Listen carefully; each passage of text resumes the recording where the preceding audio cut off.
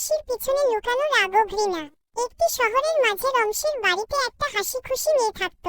তাকে দেখলে মনে হয় সবসময় হাসিখুশি ও মিষ্টি একটা মেয়ে, কিন্তু তার পিছনে ছিল অন্যের প্রতি রাগ ও ঘৃণা। সে তার পরিবারের বাবা মা ভাই ও ক্লাসমেট ছাড়া কাউকে পছন্দ করত না। সেই মেয়েটা ছিল তৈলচিত্রের ভূত গল্পের ভূপেনের মতো। ভূপেন যেমন তার মামাকে মিথ্যা সম্মান করত, তেমনি এই মেয়েও যাদের অপছন্দ করত তাদের মিথ্যা সম্মান করত। এই ঘটনা জানা যায় ৩ মাস আগে।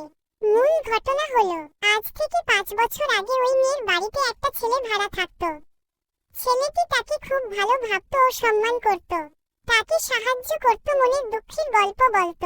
সেই মেয়ে শুনত, তার হাসত এবং একসাথে খেলত। বাড়ি বদলানোর পর আর তাদের তেমন দেখা হয় না ও কথা হয় না। কিন্তু ৬ মাস আগে একটি কাজের মাধ্যমে তাদের দেখা ও কথা হয়। ফেসবুক মেসেজে যুক্ত হয় ও কথা বলতে শুরু করে। দেখা হলে আগের মতো হাসি খুশি দেখায়। তবে ছেলেটি তার মনের খবর বুঝতে না পেরে তার সাথে কথা বলতে চায়, আগের মতো মজা করতে চায়। তখন মেয়েটি কিছু না বললেও পরে ফেসবুক একটি ভুলভাল পোস্ট করে, যাতে ছেলেটির মন খারাপ হয়। মেয়েটি ফেসবুকে লিখে, আমি যাকে পছন্দ করি তার সামনে যেমন হেসে কথা বলি, আর যাকে অপছন্দ করি তার সামনে বেশি হেসে কথা বলি। এই কথাটা ছেলেটির মন খারাপ করে দেয়, কারণ মেয়েটি তারও তার বোনের সামনে বেশি বেশি হেসে কথা বলত।